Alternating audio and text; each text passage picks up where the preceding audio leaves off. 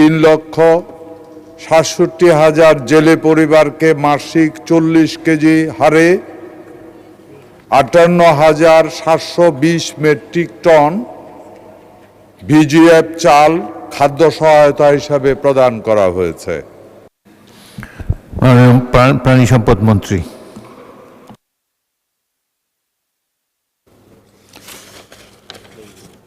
মাননীয় স্পিকার, ধন্যবাদ জানাচ্ছি আপনার মাধ্যমে মাননীয় সংসদ সদস্যকে ঝাটকা সংক্রান্ত এই নোটিশটি পড়ার জন্য।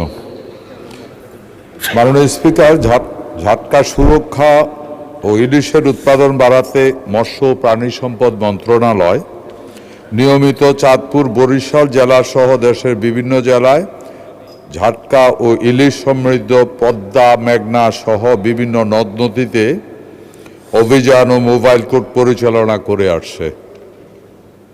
এছাড়া ঝাটকা বিক্রয় ও পরিবহন বন্ধে মৎস্য আড়ত, মাছঘাট এবং মৎস্য অবতরণ কেন্দ্রে সহ বিভিন্ন বাজারে নিয়মিত অভিযান ও নজরদারি অব্যাহত রয়েছে।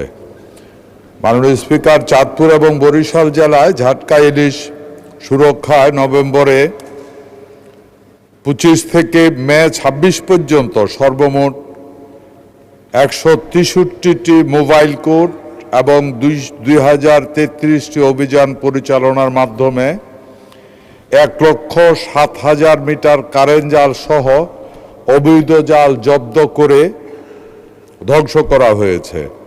একই সাথে উল্লেখিত অভিযানের মাধ্যমে 19,50,000 টাকা জরিমানা আদায় করা হয়েছে।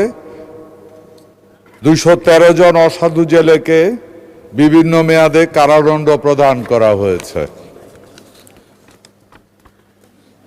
মাননীয় স্পিকার, চলতি 25-26 অর্থ বছরে মানবিক সহায়তা কর্মসূচির আওতায় ইলিশ সমৃদ্ধ 20টি জেলার 98টি উপজেলায় ঝাটকা আহরণে বিরত থাকা জেলেদের জীবিকা নির্বাহের জন্য 3,67,000 জেলে পরিবারকে মাসিক 40 কেজি হারে 58,720 মেট্রিক টন ভিজিএফ চাল খাদ্য সহায়তা হিসাবে প্রদান করা হয়েছে। মাননীয় স্পিকার, উল্লেখ্য,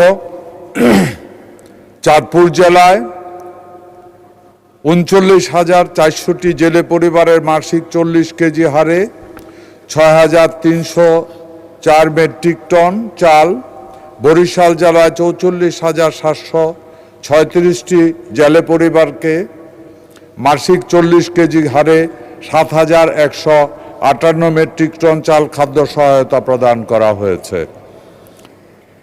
সম্প্রতি মুন্সিগঞ্জ জেলায় প্রশাসক ও জেলা মৎস্য দপ্তর কর্তৃক আইন শৃঙ্খলা বাহিনীর সহযোগিতায় অভিযান পরিচালনা করে প্রায় 15টি অবৈধ কারেন্ট জাল উৎপাদনকারী কারখানার বিদ্যুৎ সংযোগ বিচ্ছিন্ন করা হয়েছে। কারখানাগুলি সিলগালা করা হয়েছে। ফলে ভবিষ্যতে অবৈধ কারেন্ট জালের উৎপাদন ও ব্যবহার কমবে, ঝাটকা রক্ষা কার্যক্রম সহায়ক হবে ইনশাআল্লাহ। মাননীয় স্পিকার, আপনার মাধ্যমে আবার আমি মাননীয় সংসদ সদস্যকে ধন্যবাদ জানাচ্ছি এই প্রশ্ন করার জন্য।